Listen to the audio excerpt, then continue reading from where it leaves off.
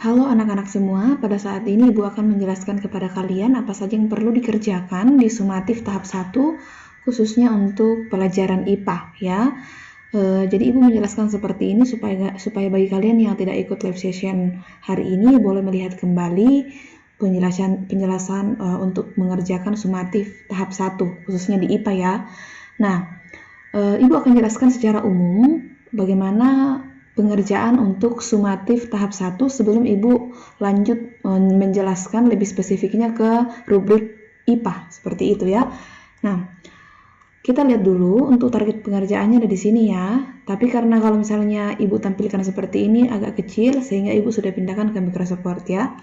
Oke, untuk target kerjanya yang pertama silakan tentukan dulu daerah yang akan kamu amati dan masukkan di judul laporanmu.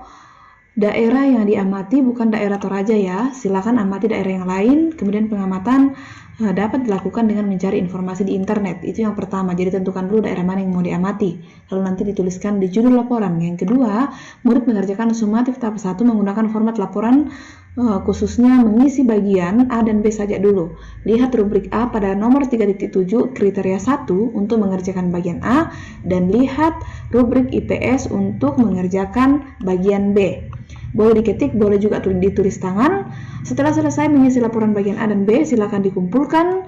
Bagian yang lain dikerjakan dan dikumpulkan pada tahapan selanjutnya. Sekarang Ibu akan jelaskan khusus untuk rubrik IPA di ketentuan di kriteria 1 ya, rubrik IPA nomor 3.7 kriteria 1. Nah, sekarang langsung kita lihat di rubriknya. Jadi nanti langsung buka rubriknya seperti ini. Ini di atas ini adalah rubrik IPA, karena ada tulisannya di sini ya, IPA ya. Oke, ada tulisannya di atas IPA. Lalu yang di bawah ini adalah rubrik IPS yang akan nanti kamu ikuti ya. Nah, sekarang Ibu akan jelaskan untuk rubrik IPA. Kan tadi dibilangnya kita harus mengikuti kriteria pertama ya, yang ini ya. Yang pertama, Ibu sudah pindahkan juga supaya lebih jelas dilihat. Untuk kriteria 1 ya, jadi untuk kriteria 1 kalian melakukan pengamatan dengan mendaftarkan lebih dari 20 komponen abiotik dan komponen biotik yang ada di suatu daerah yang akan diamati. Jadi silakan boleh daftarkan 20 atau lebih ya untuk mendapatkan nilai yang excellent. Kalau sudah 20 sudah masuk kategori excellent, tapi kalau masih lebih dari itu justru lebih bagus seperti itu ya. Jadi boleh daftarkan 20 ya. Nah, untuk di format laporan, kalau kita lihat di format laporan untuk pengisiannya nanti ya. Nah, di sini kan tadi Ibu sampaikan ya bahwa kalian harus tentukan daerah yang mau diamati dan masukkan di judul laporan. Jangan lupa isi dulu namanya di sini, nama dan kelas, lalu lanjut ke bawah. Di bagian judul sini silakan masukkan nama daerah yang kamu amati ya. Di daerah misalnya misalnya daerah Kalimantan ya. Oke.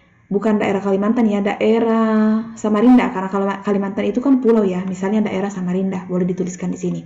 Nah, setelah kalian tuliskan daerahnya, silakan kalian amati daerah tersebut melalui informasi yang kalian cari di internet, masukkan di sini komponen abiotik dan biotik yang ada di daerah tersebut ya. Kemudian untuk IPS itu adalah bagian B. Jadi semua hal yang diminta di IPS ini di bagian B silakan kalian lihat di rubrik IPS yang sudah ada tadi ya, di bagian sini juga di dalam. Oke, itu saja untuk sumatif tahap 1 untuk penjelasan rubrik IPA ya. Terima kasih anak-anak.